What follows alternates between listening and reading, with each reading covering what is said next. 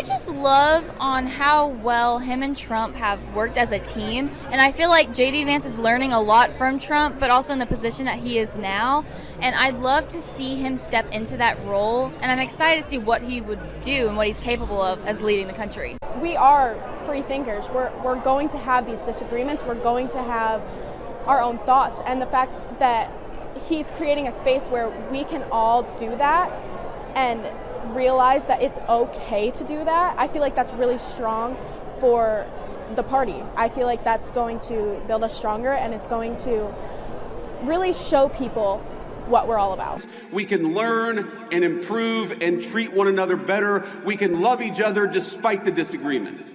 But winning demands teamwork. And I am honored to be on Turning Point's team. I'm honored to be on your team, and I will stay that way. For more on America Fest, visit our website, afn.net. Well, inaction from President Donald Trump does not sit well with some organizations. President Trump has rescheduled marijuana, taking it from a Schedule 1 drug to a Schedule 3.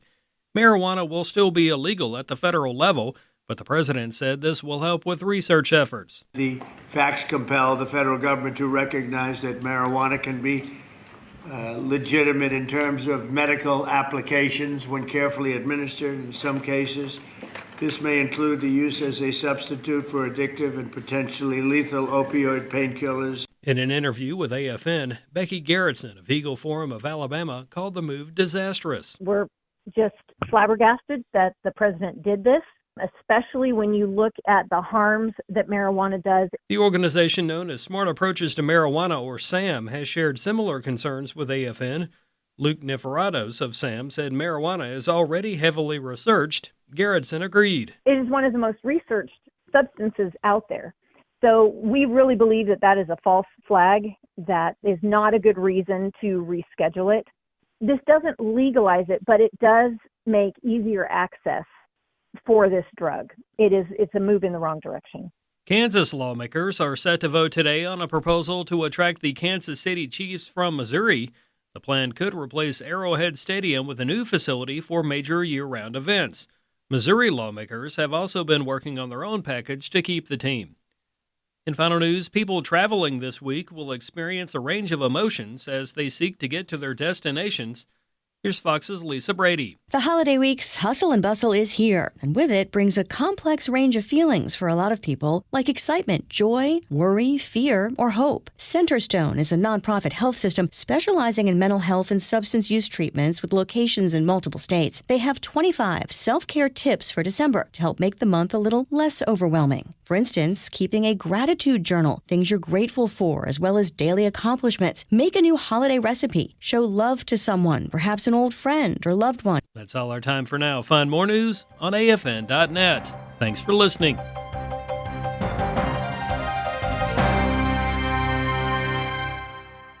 The Lord is my shepherd. Those are the first 5 words of the 23rd Psalm, and they're printed on the front of the Psalm 23:1 apparel in the AFA Resource Center. Those words, along with the image of a lamb, will be a simple reminder to you and others that your trust is in the one who never fails. They're available as t-shirts or sweatshirts in a variety of colors. So check out the Psalm 23:1 collection anytime at resources.afa.net. Welcome to Today's Issues, offering a Christian response to the issues of the day. Here's your host, Tim Wildmon, President of the American Family Association.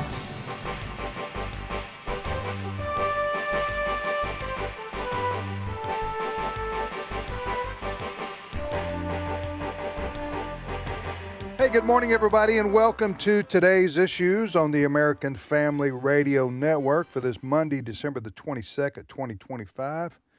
Thank you for listening to American Family Radio. We appreciate it very, very much. And joining me in studio is Fred Jackson. Good morning, Fred. Good morning to you, Tim. And Brother Chris Woodward. Good morning. How you doing, Chris? I'm well. Okay. You have a good weekend, did you? I did. It wasn't too bad. What stood out about your weekend, Chris? I did some rest and relaxation on Saturday. Yeah? Yesterday I went to church a couple of times. Yeah. Had some good services. Did you rest and relax during church? I did not. I'm fully awake and focused. Folks, paid attention. Yes, I did. I'm not gonna ask you about the sermon points. It was something about the Bible. Nice guess. Yeah.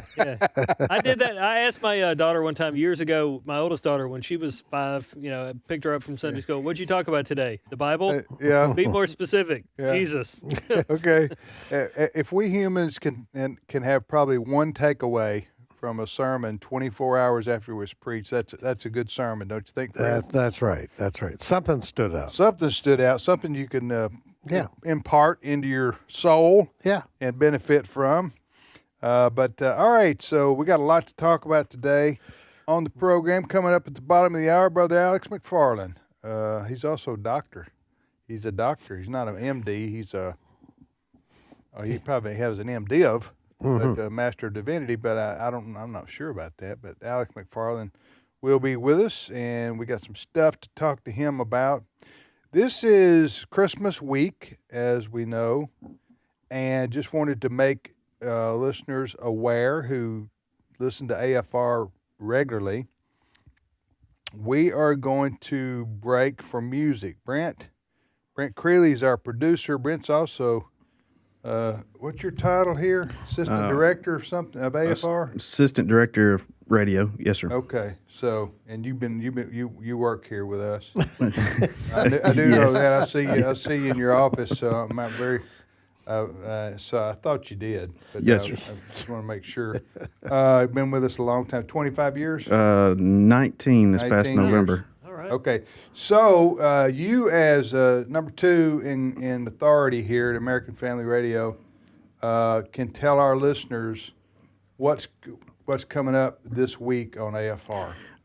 Wednesday at 12 a.m. Central Time. Is that midnight? It's midnight Wednesday. Wednesday, okay. We will swap over to Christmas music. It'll be Christmas music 24/7. Okay. And that will go until Saturday morning at 12 a.m. Central Time. So 3 days. Yes, sir.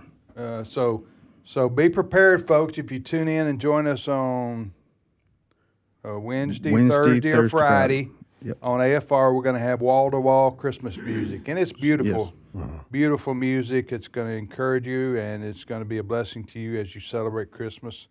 So just wanted you to be aware of that because, like you, our families here celebrate. So our studios and our offices are closed Wednesday, Thursday, and Friday. So if you join us, if you tune in to AFR Wednesday, Thursday, Friday, you go, where is it? What happened? We're just playing music, and we'll be back live Saturday, right? That's correct. Saturday, and then we'll be back live. So we're going to do this show, Fred, today, tomorrow, and then we'll be taking a break because we won't, we'll have 3 Wednesday, Thursday, Friday, and then it'll be the weekend, so we'll be back next Monday. We're going to give news a break. Are you going to give news a break, too? Going to give news a break. So even at where our news segment is, at 5 at top of the hour, we won't have news. No, sir. It's just Christmas music. So it's all good news, is what you're saying here. That's right. We're not going to inject some bad news into our Christmas spirit. That's right. Not that we would do that. No, we don't want to do that. So enjoy our music, folks, that we're going to provide. You're going to love it. It's going to be beautiful music. It's not crazy, off the wall stuff. It's beautiful Christmas music. A lot of it probably you're going to have childhood memories from some of the music that we play. Yeah.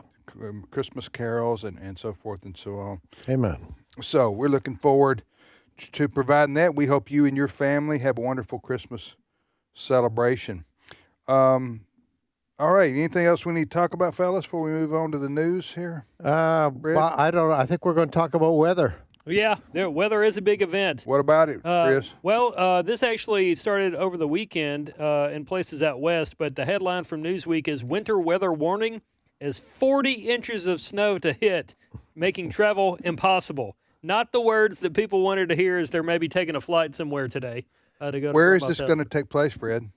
Well, in the mountains on the, I guess, the eastern side of Washington State, Cascades up there. Now, we hear about snowstorms going to deliver 5 inches, 6 inches. They're measuring this, projections are in feet in some areas. Wyoming, Montana, places like that, Idaho. So if you're planning a trip, even to fly there over the next couple of days, not so good. It really isn't. So, and I've driven through the passes there in Washington State in particular, and I tell you what, it's if it's raining, it's tough getting through there. But when it's snowstorms and heavy snow like this, it's just, you don't want to do it. Dangerous. It's dangerous. But contrast that to where we live in Tupelo, Mississippi. Oh, man. Oh, wow. I'm telling you, I mean, I don't want to brag, but I'm living right. Because we're looking at sunshine and 72. Christmas Day is going to be 73. I know. Sunshine. Yeah. We're all living right. I think right here in the sunny South. Wow. It is really, you know, my detesting of cold weather is well documented here on this show. So I don't mind the 75.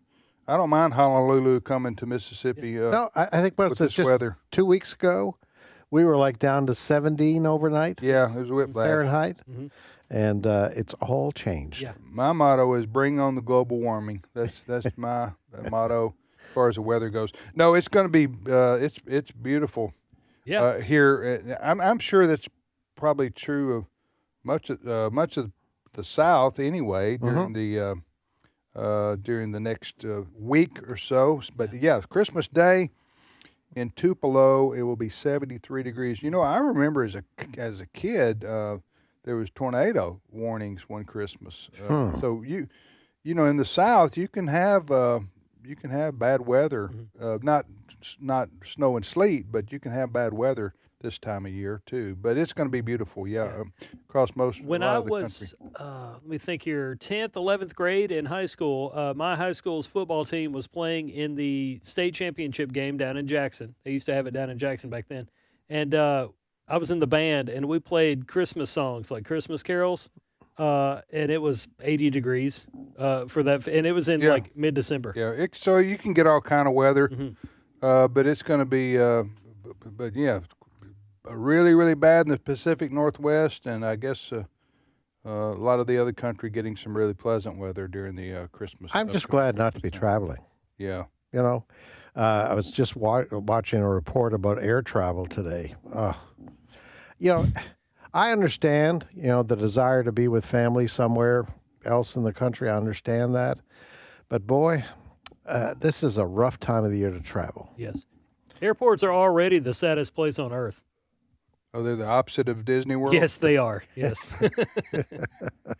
Well, you know, like you said, people got to travel a lot of times long distances. I understand that. Have to get on the airplane. Like when you go back to Nova Scotia, you ain't driving it, are you, Fred? Yeah, and the more stops you have, the greater the vulnerability in that. Yeah, direct flights, if you can get them, are the way to go. I don't care if you got to pay a little bit more. At least you direct flights, save your luggage from going to Singapore. There's a lot of advantages to direct flights. All right, you're listening to today's issues. So the weather across particularly the Pacific Northwest, they're also experiencing in the West this what do they call the river? Something about atmospheric floods or something like that. Atmospheric rivers. Rivers, yeah. I was just reading Redding, California. They're rescuing people there. The flooding is just horrific. Yeah. You got these, the rain just keeps on and keeps on and keeps on. That's the best way to describe it. Comes from Hawaii and picks up all Jet that stream. moisture. Yeah, and just dumps it. Just dumps it and it's like they call it a river. It's like it keeps coming over and over and over again. Yeah. Again, that's affecting. Now it's benefiting some of the lakes and reservoirs out there. I read where Lake Mead. That's the famous lake. Isn't that the lake? Not too far from the Grand Canyon. Isn't that true? Lake Mead, MEAD. But anyway, it's a big reservoir that Arizona depends on. The greater Phoenix area. You're correct. Am I right? Yeah. For water, and they were saying how low it was getting, and now it's going. And the lakes, the reservoirs in California, too, have benefited from the flooding, so to speak. All right, you're listening to today's issues. So, What's the next story, Chris? Well, Turning Point USA has, for several years now, hosted an event out in Arizona called America Fest. And that's Charlie Kirk's organization. Correct. They just wrapped up their most recent America Fest, and it had a who's who of speakers, including Vice President J.D. Vance. We have several clips here from J.D. Vance, and he talked about a number of things, social and economic, political. Let's begin with this one. It's J.D. Vance talking about who we are as a nation. Clip 4. The only thing that has truly served as an anchor of the United States of America is that we have been, and by the grace of God, we always will be, a Christian nation. Now, that got a lot of applause. So he talked about us being a Christian nation. He also talked about and shared memories of his friend Charlie Kirk, who, of course, was shot and killed, assassinated back in September. Let's play this one now, clip 2. I'm going to tell you something I haven't talked about publicly before, but in the days after Charlie's death, I struggled a great deal. I'm sure many of you did too. I remember watching every video of the assassination, looking for clues, trying to understand what happened. I stayed up all night for many nights in a row, researching every conspiracy theory, going down every rabbit hole. When my lovely wife, Usha, told me to come to bed, I told her I owed it to Charlie to try to uncover every stone, and so that's what I tried to do. I remember I was consumed by this fear that Charlie's death wouldn't just deprive a family of their husband or of a good father, but that it would deny our movement of a great unifier of people and a great doer of great deeds. Now, I can continue to play some clips, but do you want to weigh in on anything thus far? Well, I think, J.D. Vance hit on something very important there. People did wonder after the assassination of Charlie Kirk what was going to happen to his movement, because many people understand it played a huge movement in the re-election of Donald Trump last year. But also there was something happening in the nation with our young people. What would that do with Charlie Kirk off the scene? Would that kind of advancement, that surge that we saw amongst young people to start to embrace conservative values? Well, in the months now we have seen no. It has had the opposite effect. It has had the effect of, we've heard of Turning Point USA clubs, a huge surge in those clubs across the country. I was quite taken this morning, and if you go to our website, afn.net, we have a video of young people who were interviewed at the convention. And I was impressed with these kids. I'm old enough, I'll call them kids. They may be late 20s, or early 20s, late teens. But these kids, they've got their heads screwed on straight. I want you to listen to a few of them. It's going to be Brent, cut number 5. I support J.D. Vance all the way. I think he has done tremendous work as vice president in fostering our country for the better, and I can see him doing a lot of good and continuing Trump's work in the future. My favorite part of his speech, when he talked about bringing God back into this country, how we're founded on Judeo-Christian values. If we turn from God, we don't have anything. We won't have a country. I just love on how well him and Trump have worked as a team, and I feel like J.D. Vance is learning a lot from Trump, but also in the position that he is now, and I'd love to see him step into that role, and I'm excited to see what he would do and what he's capable of as leading the country. Yeah, that was impressive. Listen, Turning Point USA is a great organization and impacts young people. By young people, high school, college-age kids and beyond, but that's their primary focus is college age kids, and they have clubs all over the country, and they even grew after Charlie Kirk's assassination, the number of them, and so they're having their national convention. That's what you're hearing kids speak from while they were attending in the Phoenix, Arizona area. Yeah, there are a lot of impressive young people involved in this particular movement. It is really encouraging. Now, of course, the left has tried to focus in on divisions in the conservative movement. we like there aren't divisions in the liberal movement. Yeah, right. Yeah. But Go of course, ahead. the way Yeah, I know. the mainstream I know. media is, that Tucker Carlson and Ben Shapiro. Fuentes and Ben Shapiro and all that sort of thing, and they were dealing with this, Chris, on the weekend. Oh, sure. There were. We have 2 clips here of Ben Shapiro. Let's begin with this one because it's in recent days, and he said much of what he also said at America Fest. But here now is Ben Shapiro at Heritage Foundation criticizing Tucker Carlson. Clip 14. Tucker Carlson has repeatedly hosted conspiracists on nearly every topic under the sun, uncritically nodding at their most bizarre assertions. And unfortunately, it gets worse, because Tucker has also hosted pornographer and accused human trafficker and rapist Andrew Tate on his program to help him dismiss his crimes and to promote his horrific and anti-conservative takes on relations between men and women as self-improvement. And, of course, Tucker Carlson has hosted and glowingly treated America's foremost Hitler apologist, Nick Fuentes. None of it comports with traditional American values. Now, much of what he said there carried over into the speech that Ben Shapiro also gave at America Fest. Here's the slightly different excerpt, clip 15. Today, the conservative movement is in serious danger. It is in danger, not just from a left that all too frequently excuses everything up to and including murder. The conservative movement is also in danger from charlatans who claim to speak in the name of principle, but actually traffic in conspiracism and dishonesty, who offer nothing but bile and despair, who seek to undermine fundamental principles of conservatism by championing enervation and grievance. These people are frauds, and they are grifters, and they do not deserve your time. And they are something worse than that, a danger to the only movement capable of stopping the left from wrecking the country wholesale.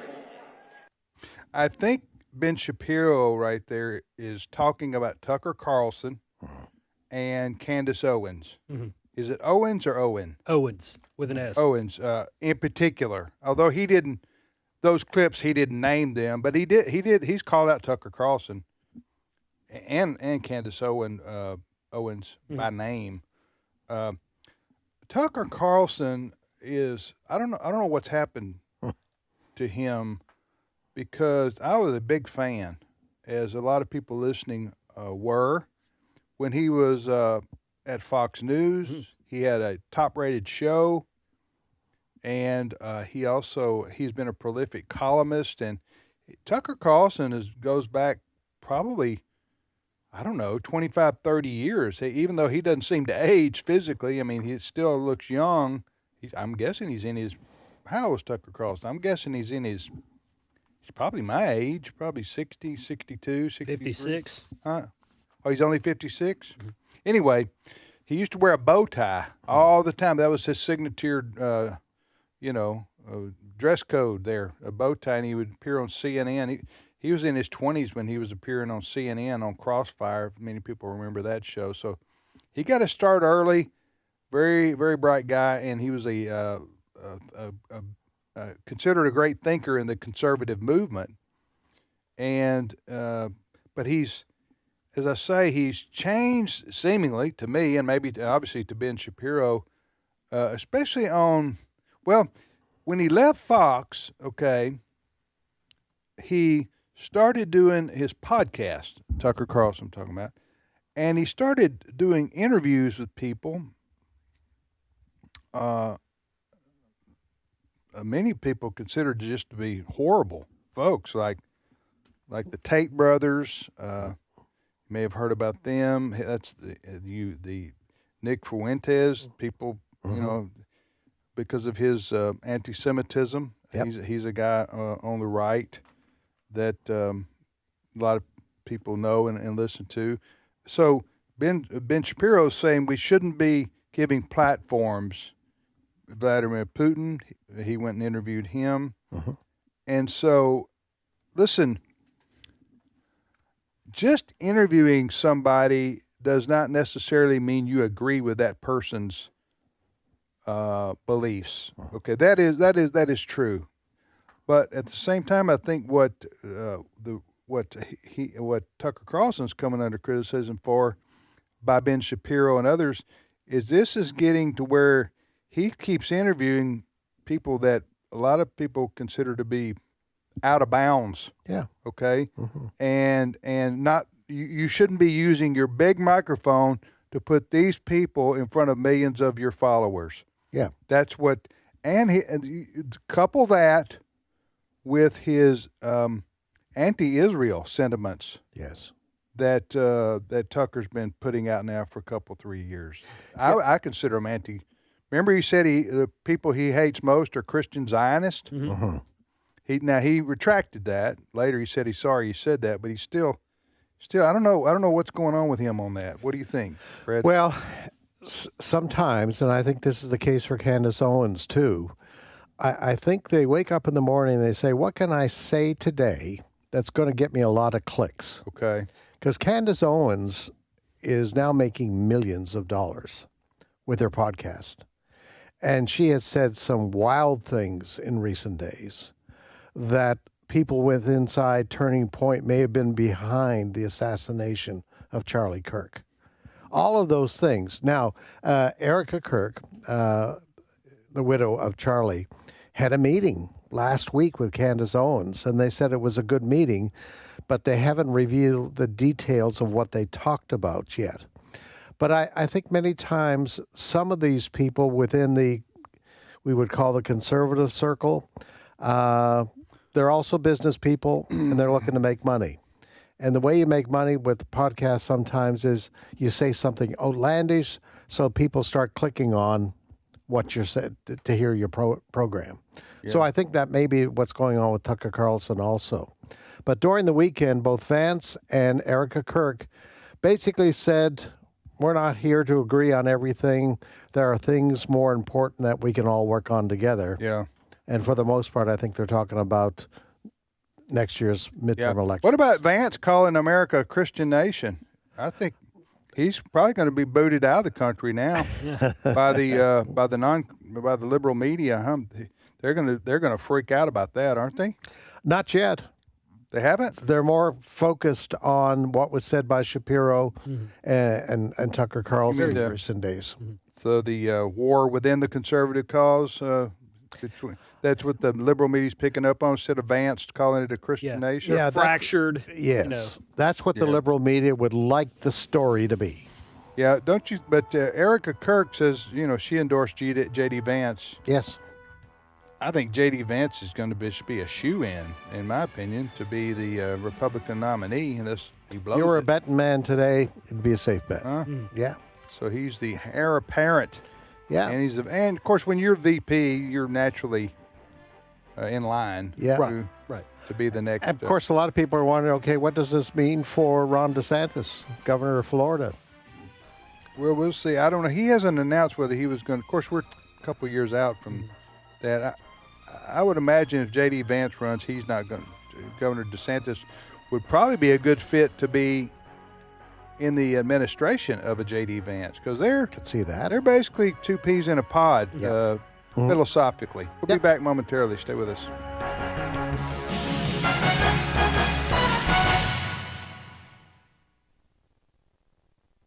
It's my turn. Here is your host for My Turn, Don Wildmon. Back more than 2,300 years ago, a preacher wrote these words: "My soul is bereft of peace. I have forgotten what happiness is." Well, there are millions of people who are seeking and searching for what the preacher had forgotten: happiness. More than 2,000 years later, another man by the name of Charles Farrar Brown made a famous statement concerning happiness. This is what he said. Now listen carefully, because this is good advice. "Let us all be happy and live within our means," he wrote, "even if we have to borrow the money to do it." And you'd be surprised at the number of people who are pursuing this elusive quality called happiness by following Brown's humorous advice. This statement seems odd, but has a world of truth in it. The most unhappy people in the world are those trying the hardest to be happy. We Americans annually spend billions and billions of dollars searching for this magic, evasive thing called happiness. Dr. Gallup Not the one who's living today, but his father, the fellow who had a way of finding the mood of the public, took a poll on happiness at one time. He found that the most unhappy people were those who frequented the taverns. How odd that seems. I was under the impression that people went to the honky-tonks to have a good time. Could it be by some strange quirk that a good time and deep-seated happiness are not the same thing? The great truth of life is that happiness comes as a byproduct. The best way in the world to miss happiness is to pursue it directly, to go searching for it in every dark bar and every tipping of the glass. Dr. Austin Fox Riggs once said, "Happiness is a byproduct of successful living." Happiness is a byproduct of holiness, or if you prefer a less religious word, just use the word wholeness. Holiness and wholeness, they both mean the same thing and bring you to the same place. Happiness is the result of an inner state, not outer security. Happiness comes not from without, but from within. Betty Barton, who had been paralyzed because of an automobile accident, once wrote for Life magazine these words, "We are suffocated so with things and with distractions that the real pursuit of happiness is impossible. Happiness is primarily an inner state, an inner achievement." And so it is. Happiness isn't the goal of life. Holiness is.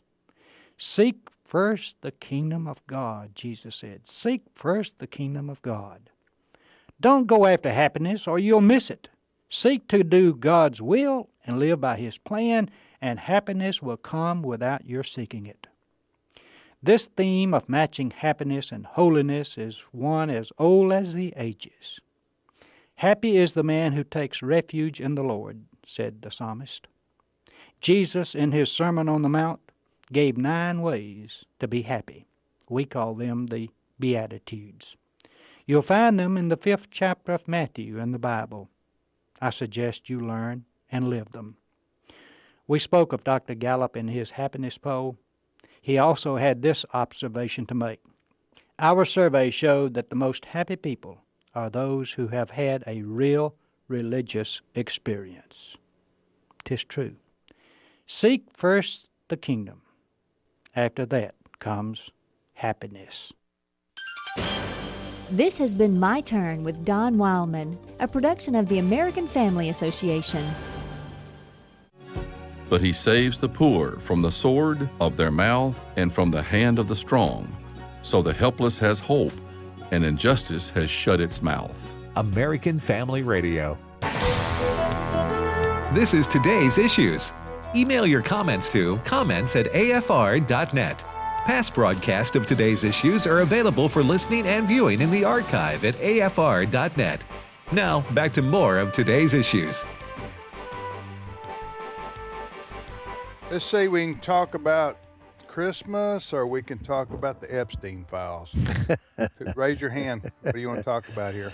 Let's talk about Christmas. Let's talk about Christmas. That Epstein files thing, I'll just say this. The Department of Justice, by law, was supposed to and did release into the public arena, right? Because we're seeing, it's like, I don't know, thousands of pages and pictures of this guy's life, and evidently he and Bill Clinton were tight now, huh?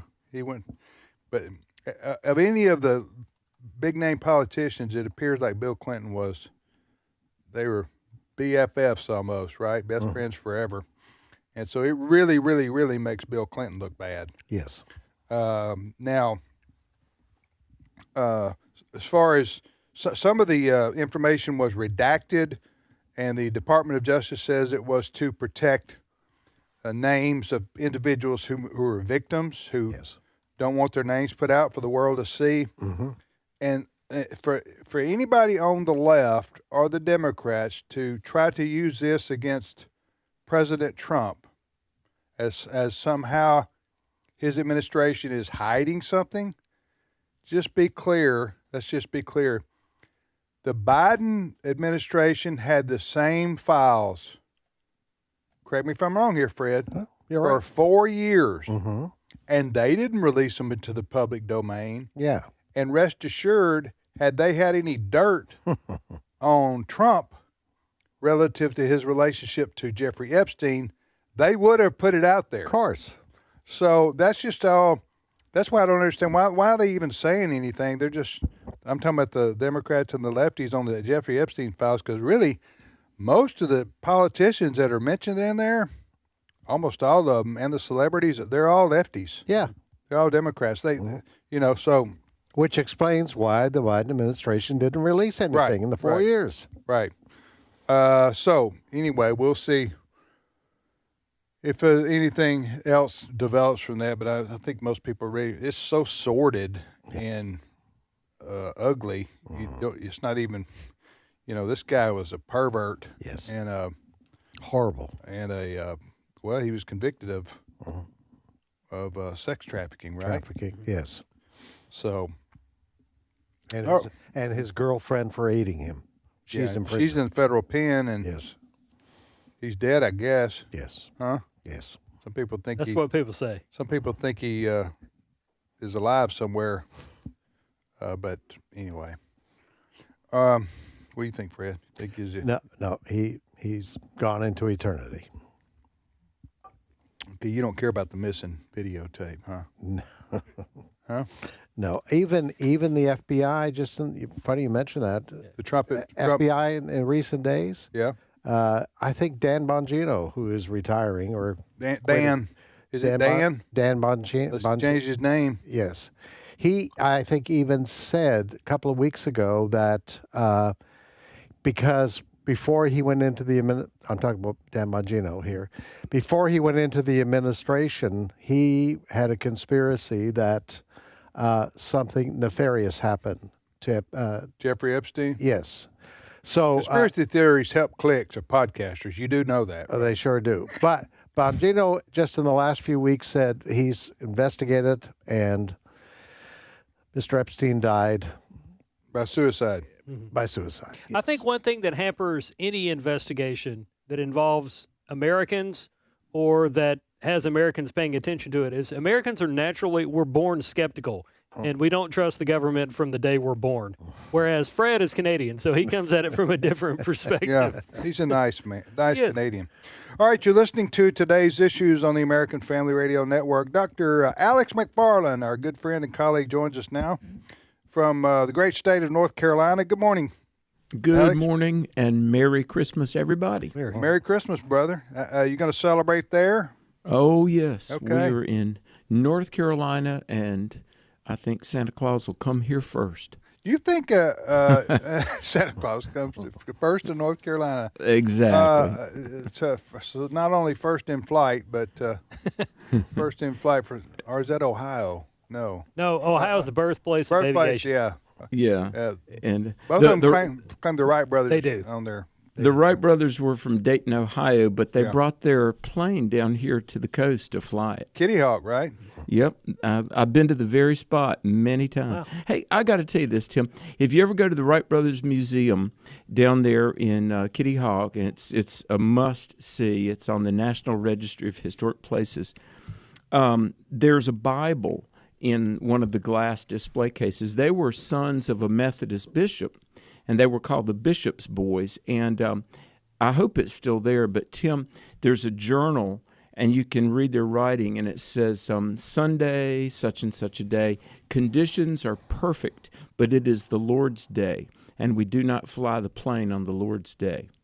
Huh. Hey, where is Kitty Hawk? Is it on the Outer Banks or? It is. There are these barrier islands called the Outer Banks. It's quite beautiful. There's Nag's Head, Kitty Hawk, and Kill Devil Hills, and there's a couple of just ginormous sand dunes. And somehow or another, the Wright brothers found out about it, and they believed, and they had made a number of trips down here in like 1901, 2, and 3. But I'll tell you what's interesting. There's a town on another island, Roanoke Island, and the town of Manteo was settled in 1587. And the first English child, Virginia Dare, was born there in Manteo. And, of course, Angie and I've preached all over this region. But everybody, you ought to come see the Outer Banks. It's a fascinating place. Lots and lots of history down here. And now, how do you get there? I mean, if I drive to, I'm looking at the map, did you go to Jacksonville? Not Florida, but you go to Jacksonville, North Carolina, and then cut across? You can. There's a couple of highways out here, and in fact, there's a couple of bridges. There's two sounds, the Albemarle Sound and the Pamlico Sound, and it's so long, I mean, you can't even see across it. You think it's the ocean, but it isn't. It's the inland waterway, and you got to cross some pretty big bridges. But if you fly into Raleigh, the state capital, it's about a 2.5 to 3 hour drive out here. Huh. And now, then, when do you go to? How do you get to Mount Pilot? Well, now that's a little bit in the western part of the state. It's near Winston-Salem, and it's actually called Pilot Mountain. But I was just kidding. Oh, yeah. I didn't know it was a real place. Yeah, it's named after. I just know the Andy Griffith show. Andy Griffith talked about going to Mount Pilot. Am I right? Exactly. But Mayberry is fictional. You do know this, Fred, right? Yes. Mayberry is fictional. Now, there's a town. Andy Griffith was born in Mount Airy, but they kind of, as a wordplay, call it Mayberry. But, I got you. Listen, there's a museum in Mount Airy, and the actual jail is in there. That the set. And seriously, if you go to Mount Airy, you can see that. Oh yeah, the Andy Griffith Museum is amazing. And where is that? I'm looking at Asheville. Is it far from Asheville, Morgantown? It's more east. Look to Winston-Salem. Okay. And on I-40, you'll see Mount Airy and Pilot Mountain. You could just spend a week vacation and then seeing the sights of probably 2 weeks seeing the sights of North Carolina there. So, but back to Kitty Hawk for just a minute. Did the Wright brothers go over there to the beach because that was why did they need to go to the beach to test her?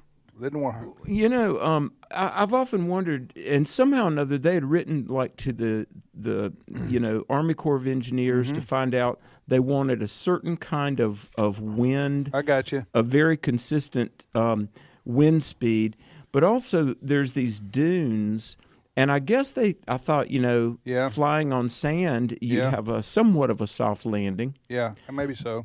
But one last thing I got to tell you is.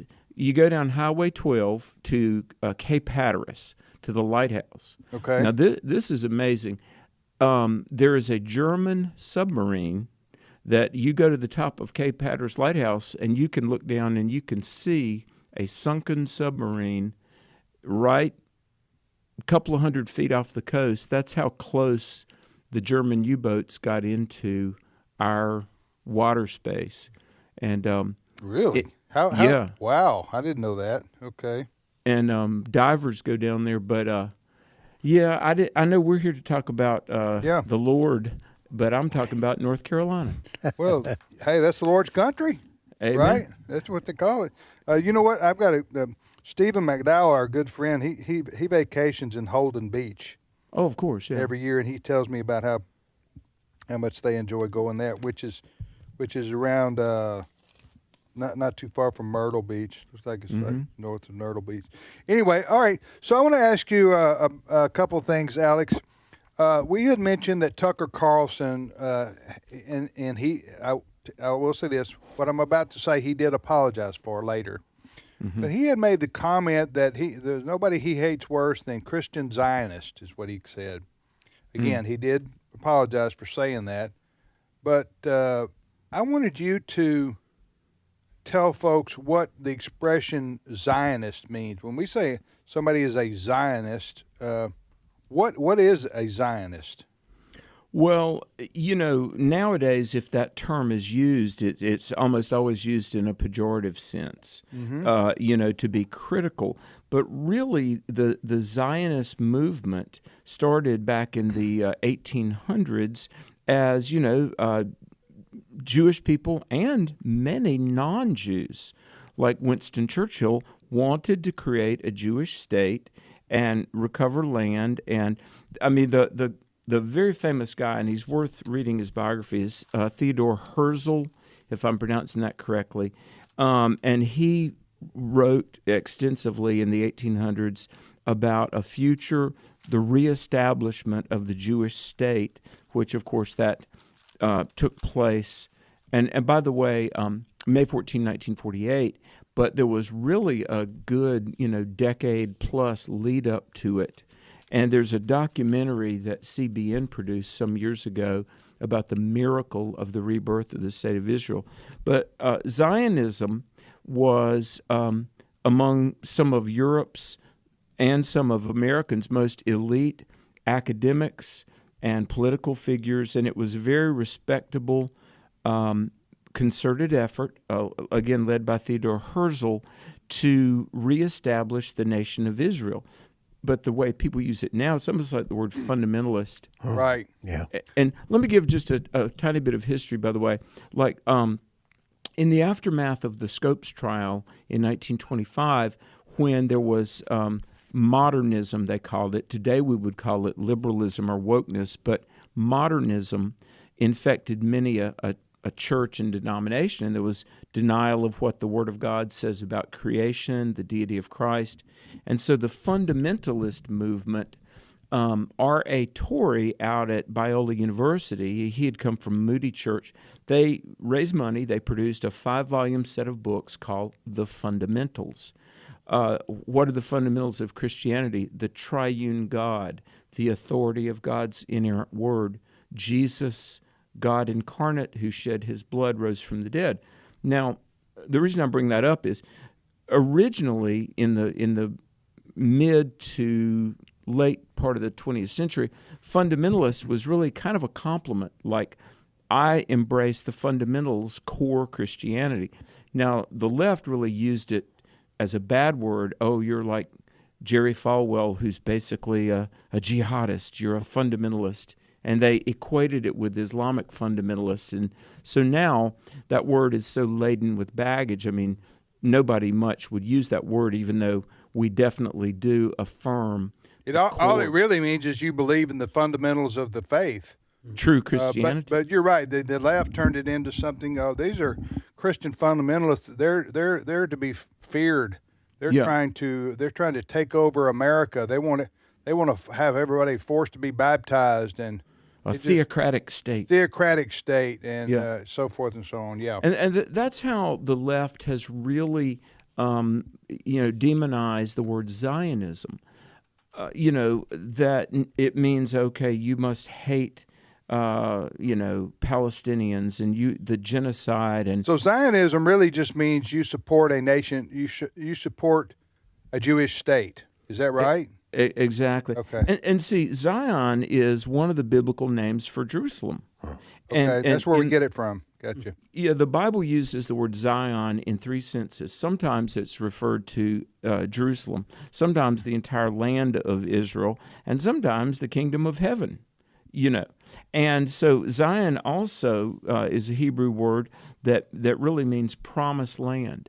So a Zionist is someone who believes that the land of Israel belongs to the Israelites. Yeah. And that the everlasting covenant God gave to Abraham is exactly that, everlasting.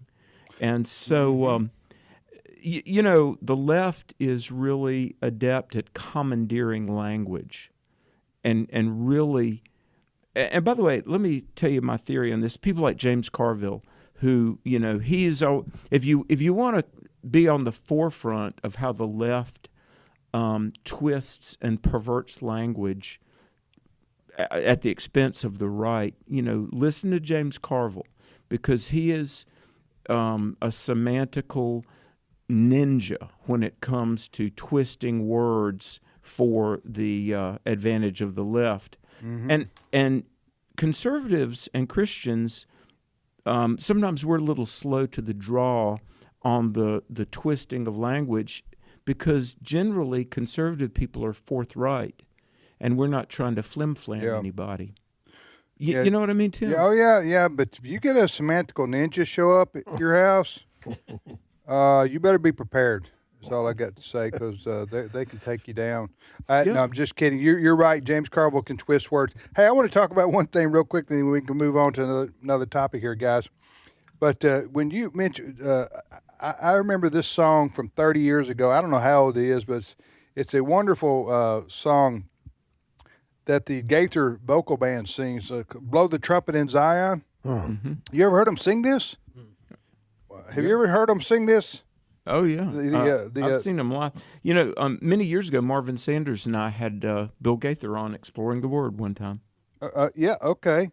But a lot of people remember this song, Blow the Trumpet in Zion, Zion, sound alarm on my holy mountain.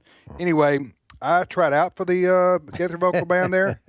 As you can tell, I almost made it.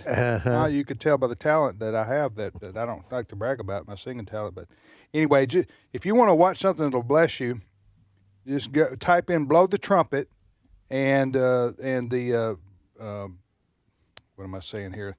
The guys will come up. I found it. I'll post it for you if you want me to.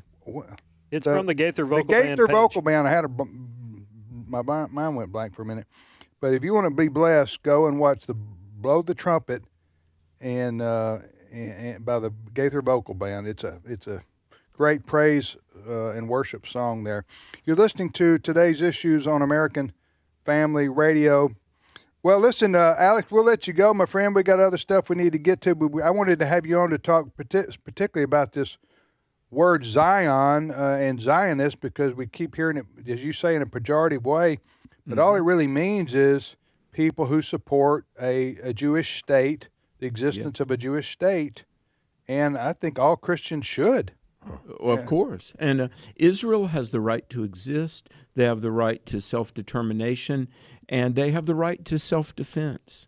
And let me say that land is their land. One last thing. 4,000 years before Islam existed, the Jews were in the land of Israel. Bingo. Yeah. Thank you. Go ahead, Fred. By historical precedent and by divine right, that is their land. Go ahead. Tim, you were mentioning this morning about a wish that Prime Minister Netanyahu has put out there, the historical claim of what constitutes the land that God promised Abraham. to Abraham. Alex, I wonder if you could. People may say, "Wait a minute, there's more than the little piece of land that they have now." What did God promise back there to Abraham? What were the dimensions that God promised Abraham? Oh, it's huge, and they have never really completely inhabited all of their land. Okay, for one thing, all the way to the sea, if you're staring at a map, you've got everything to the west of the Dead Sea and the Sea of Galilee, and then you've got really, from the river to the sea, as the saying goes, all of that land. And frankly, they will never completely, I don't think, inhabit all of their promised land until Jesus comes back. Yeah. But no, right. Listen. People say, "Well, you Christians only support Israel because the Bible tells you to, or so you say the Bible tells you to." This is what secularists and people on the left, and even some on the right, will say to us. People like us, they're going to say, "You're trying to base your politics on just your religious beliefs." Well, that is a part of it, but that's not the only thing. Israel is our strongest ally, probably in the world. Okay. Yeah, agreed. And certainly in the Middle East, they're the only Western-style democracy in the Middle East. The rest of them are Islamic countries that are not open societies. They're closed. They have very anti-American and anti-Israel within the Islamic faith in that region of the world, and they have. So it's a different way of. I remember seeing a survey of Muslims inside Israel. This is about 10 years ago. I don't have my hands on it right now, but they may have been less than that 5 years ago, where they surveyed Muslims living inside the Jewish state of Israel. Would you rather live in Israel, or would you rather live in a Muslim country, Muslim dominant country? And they said that we'd rather live in Israel. Why? Because they have freedoms in Israel. Do they have conflicts between the Jews and the Arabs over there? Absolutely. But we have conflicts around the world between various different groups of people that are ongoing. But the Arabs and the Jews in Israel, for the most part, get along. Okay, for the most part, they get along. But you have your extremist factions like that will, that do attack and try to foment hate for one group, especially against the Jews. But the other reason is the holy sites are in Israel. Yeah. Okay. Yeah. The Christian holy sites and the Jewish holy sites, and with the Dome of the Rock, one particular Islamic holy site. That's a whole other story. It's built over the Mount Moriah. It's built over the place where Abraham sacrificed Isaac. Yes, Abraham was going to sacrifice Isaac, and so that's the Temple Mount. It's also called the Temple Mount. So it's a very sacred place for Jews. But I'm just saying, all the site, Bethlehem, Jericho, the birthplace of Jesus in Bethlehem, all these, the Sea of Galilee, all these holy sites that Christians travel to see and have over the centuries, they need to be protected. And the nation of Israel is protecting them because they know how crucial it is just to their tourism industry alone. So, and also the Jews are a tiny group of people when you consider the Arab world. The Arab world and the Muslim world, they got massive amount of land space and countries that they control. Israel's this tiny little sliver of land. If you look at the globe, over there, it's the only place that the Jews have their own country, and they got their own country basically after World War II because of what happened with them in the Holocaust. 6 million Jews were killed. We know what Hitler did there. So, in sympathy for the Jewish people, the United Nations gave them, the Jews, their historic homeland, at least a small portion of it, as a place for them to have their own country and have their own land, have their own government. And, of course, they began to immediately, it was owned by the British. Correct me if I'm wrong here, Alex. No, you're right. Transjordan, they called it. Yeah, so Israel, modern-day Israel, was under the British control. So the Palestinians, as they are called today, the Arabs, Muslims over there, they did live there, but it wasn't their land because they were under British authority. So really the British that handed over the land to the Jews. Who had it first? Yeah. A long time ago. Yes, who, if you want to call them natives, indigenous people. Nobody's more native to that part of the world than the Jews. Right. Amen. All right, Alex, thank you. Take care, my friend. Appreciate you being on. Merry Christmas. Thank you. Merry Christmas. It's Dr. Alex McFarland here. Okay, so blow a trumpet in Zion. One of those guys hits a really, really, really high note. Those Gaither. I will try to hit that note tomorrow. I just say that those Gaither boys can sing. Hey. Oh, yeah. Am I right? That's right.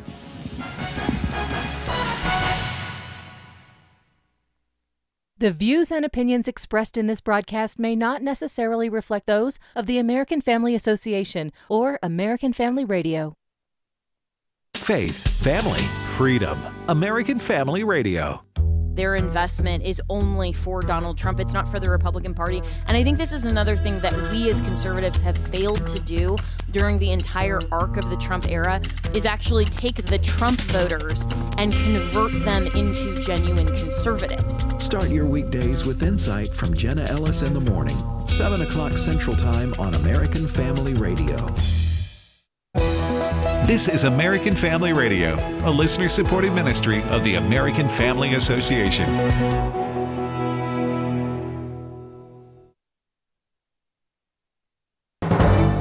For American Family News, I'm Chris Woodward.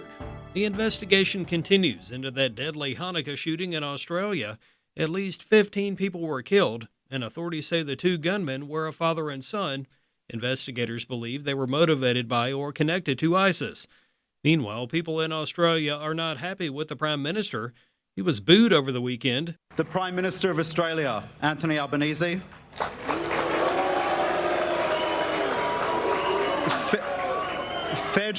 Excuse me.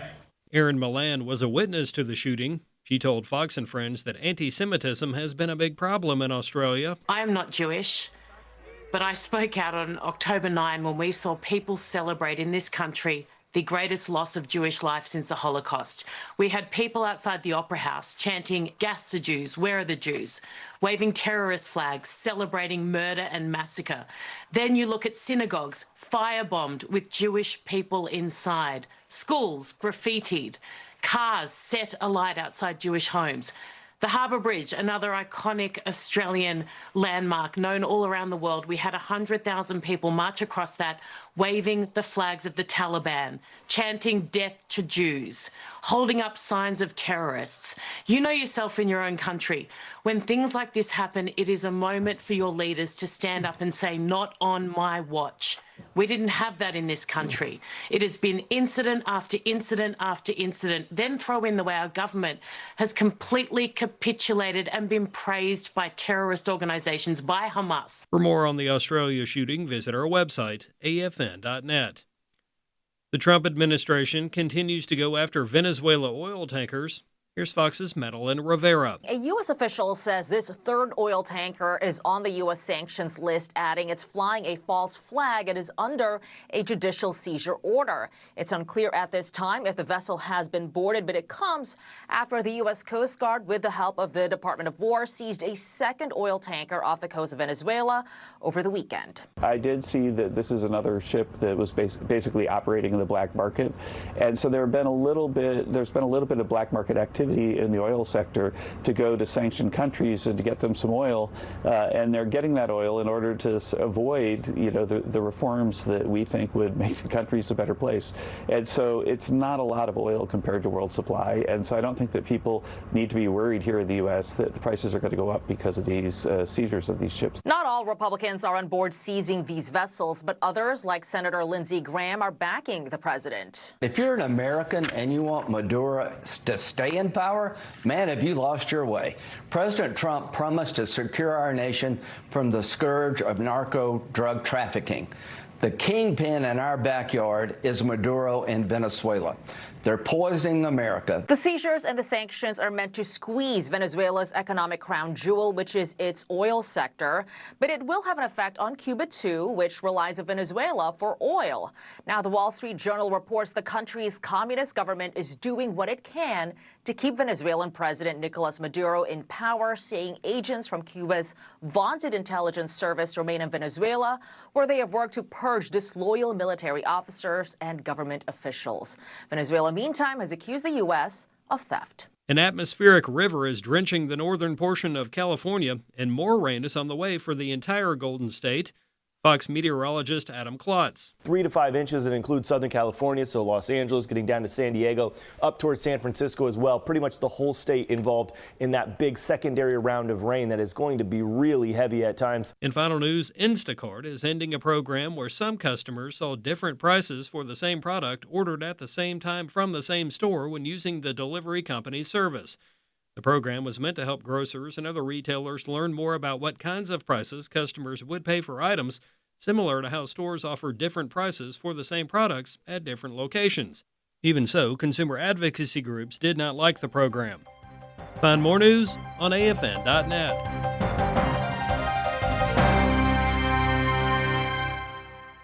AFA Action takes attacks on the family seriously.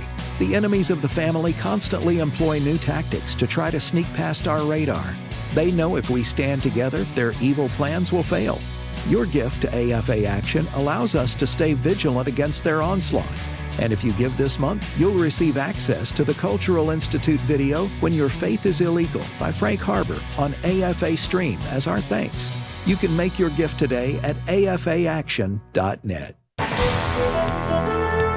Today's Issues continues on AFR with your host, Tim Wildmon, President of the American Family Association.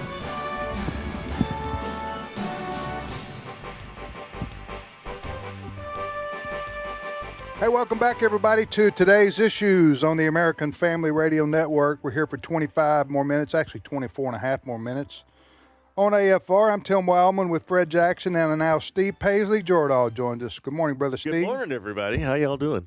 Doing good. Did you? I got the college football. I know, Fred, you're a hockey guy, but I'm a college football guy, and it's about to get. It's interesting. I watched all the games over the weekend. Roll Tide and Hotty Toddy. I think there's. Not everybody was believing like you there with the Roll Tide, but I know I don't have anything. It's just the outcome. I don't have anything against Alabama. I'm just tired of seeing them on TV win. That's all. Listen, this does not appear to be the Nick Saban Alabama team. They appear inconsistent. They've been pulling out games. They overcame a 17-point deficit. I know what they halftime, did. I saw it. Yeah, okay. I saw it. It was a great comeback by Alabama. My wife Allison, during football season, we're always watching games. We love watching college football, and if Alabama is like, about to get beat, quote, she always says, you know what's going to happen at the end, right? Yeah, I know what's going to happen at the end. But anyway, Alabama, the greatest tradition in all of college football. There are teams that are right behind them, but nobody has more of a winning tradition than Alabama. But this slate of games we got coming up in a week or so is just going to be dynamite. Yep. January 1st, you got Oregon and Texas Tech. You got Alabama and Indiana. That's the winningest, the winningest football program in the history of college football as far as national championships with go. A newcomer. Against the losingest. Yeah. Indiana's lost more games than any school in America, I think, in college football. So the winningest is playing the losing. And it's going to be a challenging game. Oh, yeah. Indiana's favored. Yeah. And then you got Ole Miss, going to play in the Sugar Bowl against Georgia. And Ole Miss went to Athens and almost beat Georgia in the regular season, so that's a rematch. And then you got Miami and Ohio State. Yep. So I'm going to tell you, most of Americans who don't have a dog in this hunt, so to speak, want to see Texas Tech, Indiana, or Ole Miss win. Yeah. Because they're these other schools are the blue bloods, and they always win every year. I would agree. That's probably how people are moving. But, so I have nothing against these other schools, but I'm pulling for Texas Tech, Indiana, or Ole Miss. There you go. Hey, to stand up for the little guy. There you go. Before we get started, I want to give a shout out to Bethel Apostolic Church in Amory. Heather and I went to their Christmas program last night. Oh man, in Amory, Mississippi. They knocked it out of the park. It was such a good program. It's a smaller church, but what they did would have fit in any size church. It was really well done. So that's awesome. Congratulations. What was the name of the church? Bethel Apostolic Church. Okay, wonderful. All right, you're listening to today's Issues on American Family Radio. Fred, what's the first story we got here you wanted to bring up? Well, we know just about 10 days ago that massacre of Jewish people who were celebrating Hanukkah there in Australia at Bondi Beach. And, of course, many stories have come out of that. But the Prime Minister of Australia is under fire. Some people say we should not be surprised at what happened in Australia because there have been incidents of anti-Semitism that the government of Australia has basically turned its eye to. We have here audio from a woman who is a reporter in Australia, and I think this is cut number 10. Cut number 10. There's two cuts here. Okay. I want to make sure we have the right one. And she is a reporter, Erin Molan, and she is really talking about these incidents of anti-Semitism. Let's try to go with cut number 9 here. I am not Jewish, but I spoke out on October 9 when we saw people celebrate in this country the greatest loss of Jewish life since the Holocaust. We had people outside the Opera House chanting, "Gas the Jews, where are the Jews?" waving terrorist flags, celebrating murder and massacre. Then you look at synagogues firebombed with Jewish people inside, schools graffitied, cars set alight outside Jewish homes. The Harbour Bridge, another iconic Australian landmark known all around the world. We had 100,000 people march across that, waving the flags of the Taliban, chanting death to Jews, holding up signs of terrorists. You know yourself in your own country. When things like this happen, it is a moment for your leaders to stand up and say, not on my watch. We didn't have that in this country.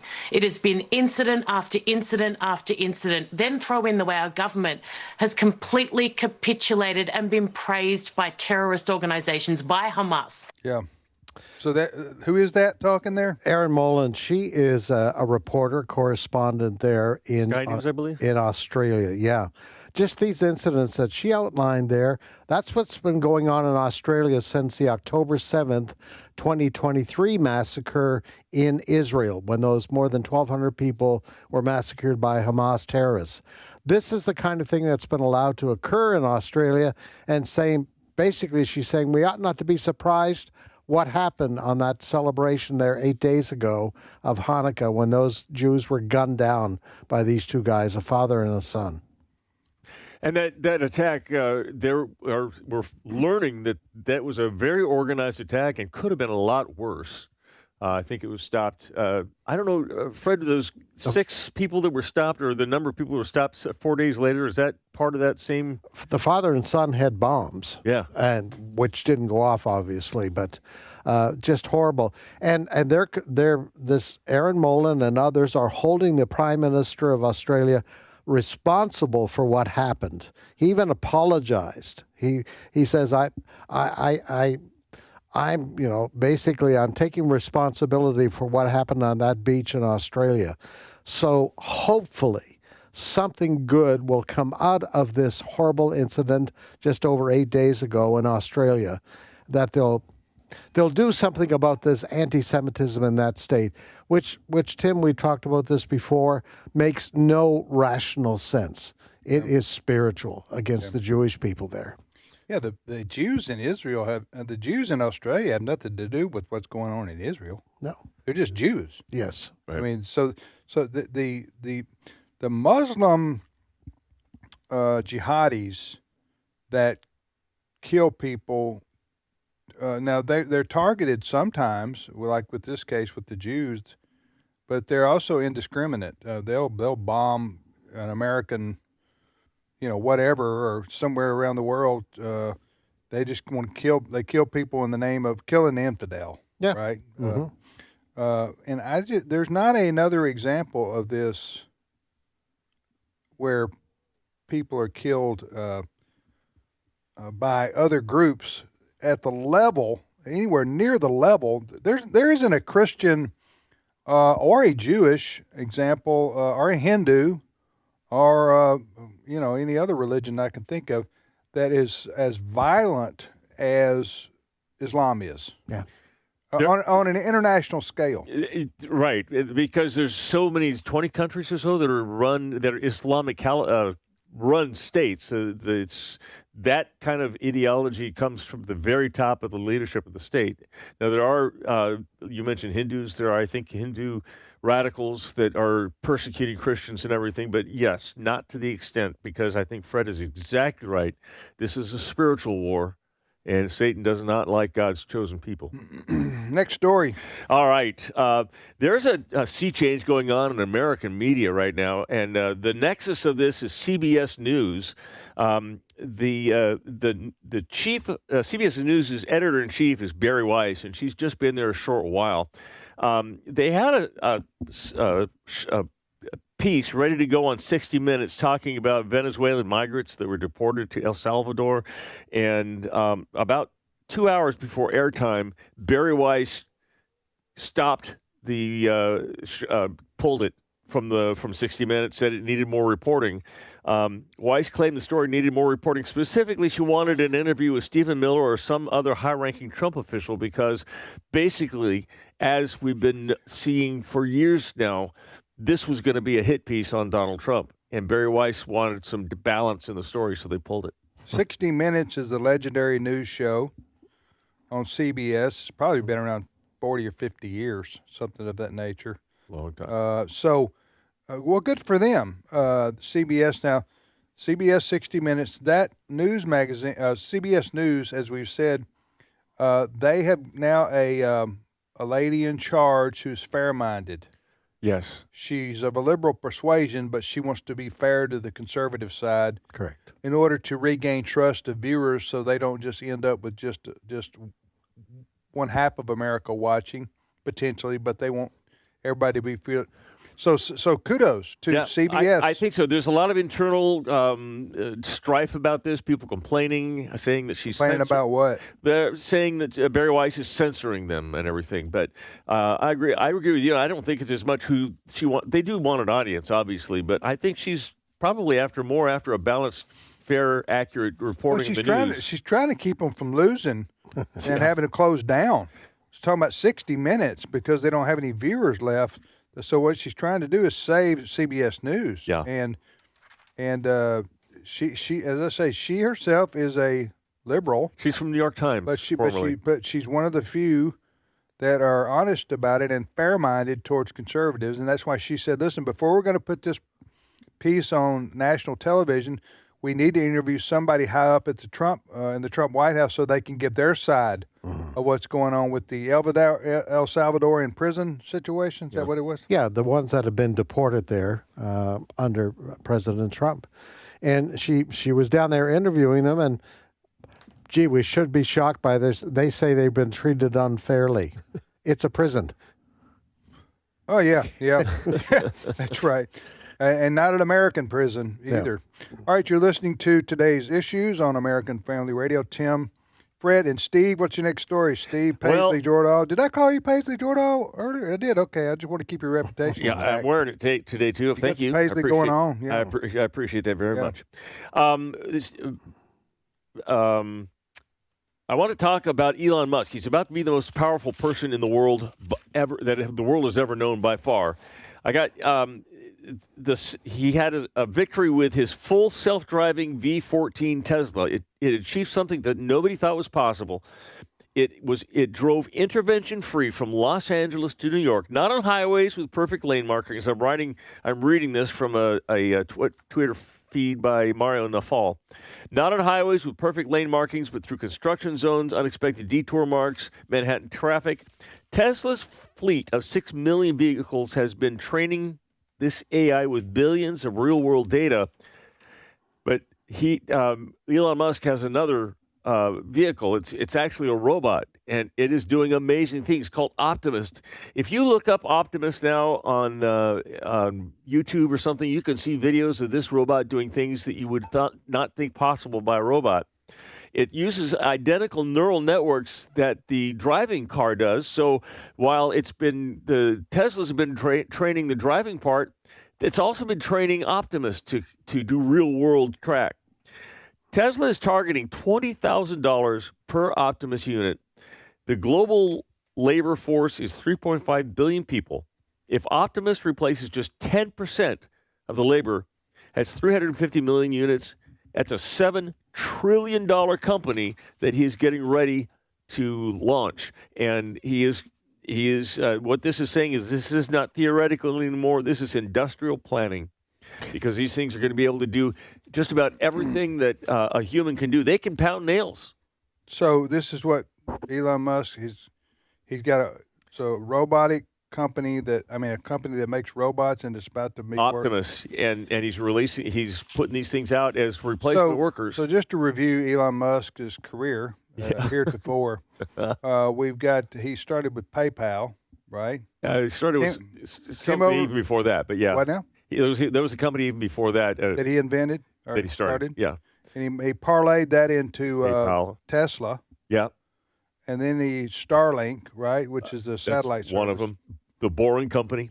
What is that? It's a company. He drills tunnels under the cities and puts subways and roads under cities. Very successful. Okay, and now he's doing SpaceX and robotics. Yeah, and Fred, I would just ask you, Fred, what have you done with your life? Wow, this is fascinating. And I tell you what, laborers in various industries need to pay attention. Here's what he's advertising. Robot Optimist. I'll sell you Optimus for $20,000, Company A. $20,000. Your workers now work 8 hours a day. Optimus will work 24 hours a day for you. For $20,000, one-time payment, you get this robot. What's that will gonna work do? for you 24 hours a day. Okay, I'm all for making our lives more efficient, right? And easier on the back, so to speak. The inventions in the 20th century in particular, just, the inventions of the 20th century were superior to inventions any other time in human history. I'm talking about the collective. I'm not talking about just one, like the printing press in the 1600s. No, printing press in the They have 1500s. Anyway, my point is that the inventions that have happened since the 20th century up to now have been world changers, right? So, but I'm not sure this coming age of robotics is going to be good, because doesn't that put a lot of people out of work? And what are they going to do, and how are they going to make a living if everything's going to be done by robots? Steve, what? There are two versions in my mind. There are two versions of what could happen. One I call the Star Trek version, and this is what Elon Musk subscribes to. You will be able to work at your own choice. You can choose to work to do whatever you want. The money is going to be a little more irrelevant because everything will be free. It's a panacea utopia that I don't know that where the Democrats going to get their votes from. I know, you wonder, don't you? But then there's the Terminator version of the future, where these things kind of take over, and we're nothing but farm animals. I'm going to pass my phone to you, Tim, and I'll show you. This is an Optimus robot dancing. I just mailed this clip to Brent, and he can post it on our. Is this real? This is real. Okay, and this is a Optimus is the name of the company making these robots, and it's owned by Elon Musk. Tesla actually is making these, but yeah. Okay, wow, it's like Michael Jackson. He's doing. The soundtrack is a Michael Jackson song, but that's. Oh, it is. Yeah, but this is what they can do. They can. I got another video of these things folding shirts. So we keep saying maybe the trades. But I wouldn't put it past these guys to build a house either. So I don't know. A lot of interesting stuff coming down the line. It's interesting. I just looked up what kind of work does Optimus do. The robot is being trained to use tools, interact with household appliances, and perform duties in a home setting, such as uploading groceries and watering plants. There you go. All right, then. Every house should have one. Yeah. I mean, and it doesn't talk back. At least not yet.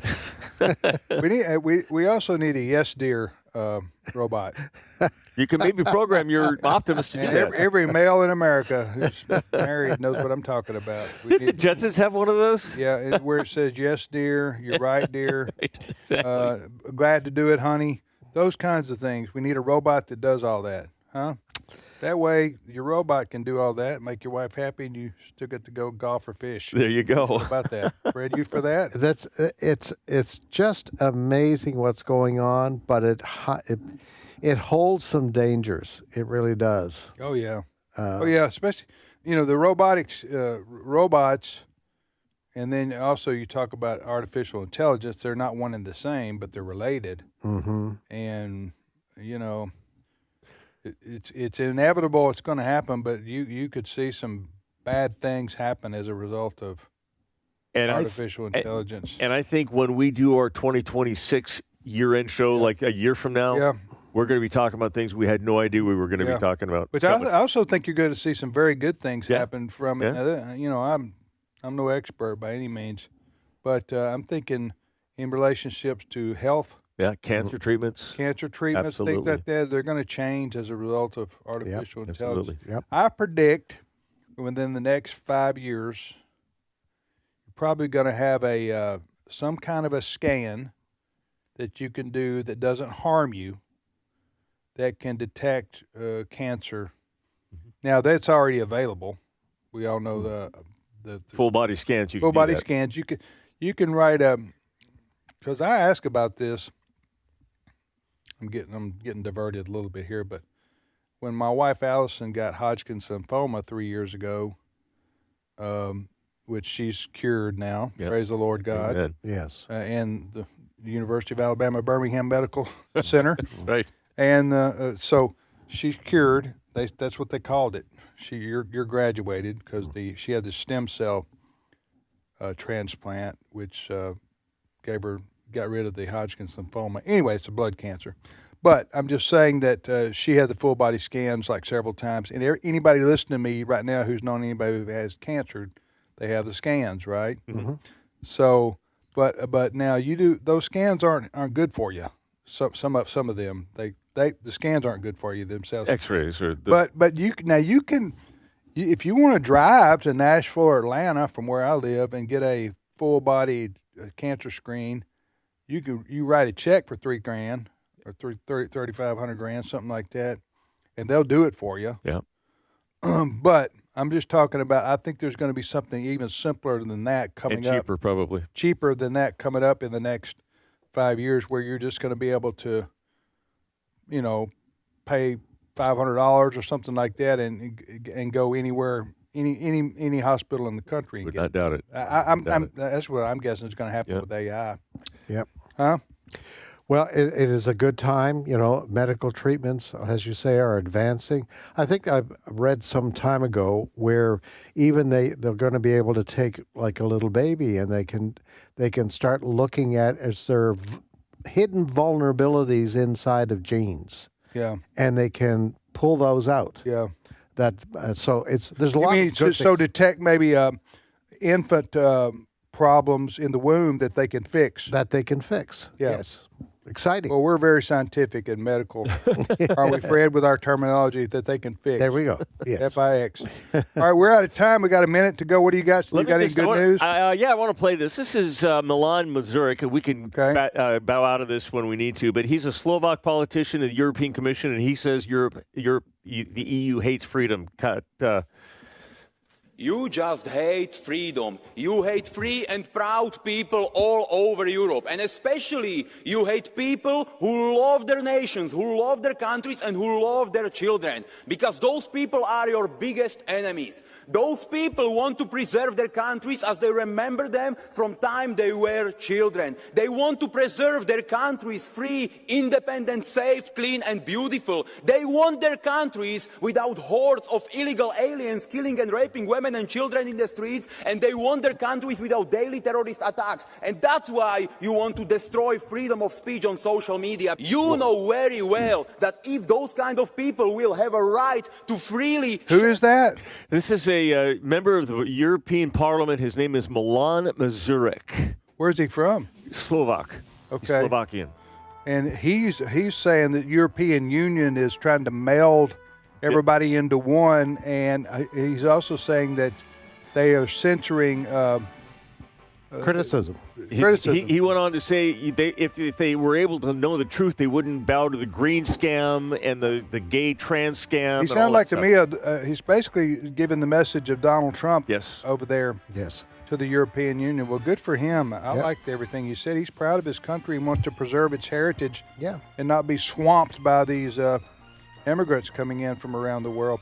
We'll be back tomorrow. Have a great day. Keep listening to American Family Radio. Thanks for joining us.